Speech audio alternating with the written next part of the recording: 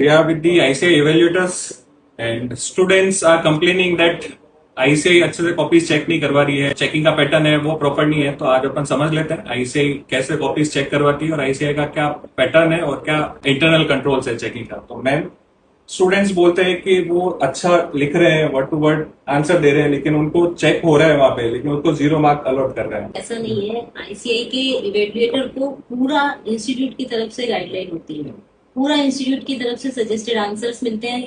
हर step के marks institute की तरफ से पूरा सजेस्ट किए जाते हैं कि आपको किस स्टेप में कितने मार्क्स देने हैं। कभी भी ऐसा नहीं होता है कि अगर किसी का फाइनल आंसर सही नहीं है तो उसको 0 मार्क्स मिलेंगे। अगर उसने कोई 2 स्टेप भी सही करी है तो उस 2 स्टेप के मार्क्स उसको दिए जाएंगे। ठीक है। तो मैम, काफी जने बोलते हैं कि ये जो सीए ही है जो चेक करने वाले हैं या फिर नॉन सीए भी कॉपीज चेक करते हैं? नहीं, CA as well as non CA जो किसी अपने फील्ड में एक्सपर्ट होते हैं, जो डॉक्टर्स हैं, पीएचडी किए हुए हैं, लेक्चरर हैं कॉलेजेस में, वो भी कॉपी चेक करते हैं, बट एक्सपर्ट से ही कॉपी चेक करवाई जाती है। और कुछ लिमिट है कि जो चेकर है वो इतनी कॉपी चेक कर सकता है, जैसे एक दिन का उसका?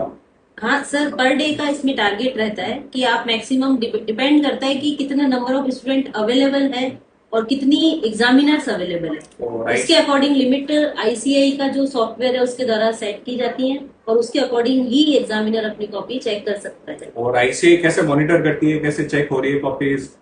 इवन वो जो चेक करने वाले हैं वो करेक्ट चेक कर रहे हैं या नहीं कर रहे हैं, तो उसके लिए मॉनिटरिंग सिस्टम क्या है आईसीआई में? सर, इसमें इतना परफेक्ट मॉनिटर सिस्टम है आईसीआई का कि आपकी जो कॉपी है उसके ऊपर आप एग्जामिनर हो, आपके ऊपर एएचई एसोसिएट हेड एग्जामिनर होता है।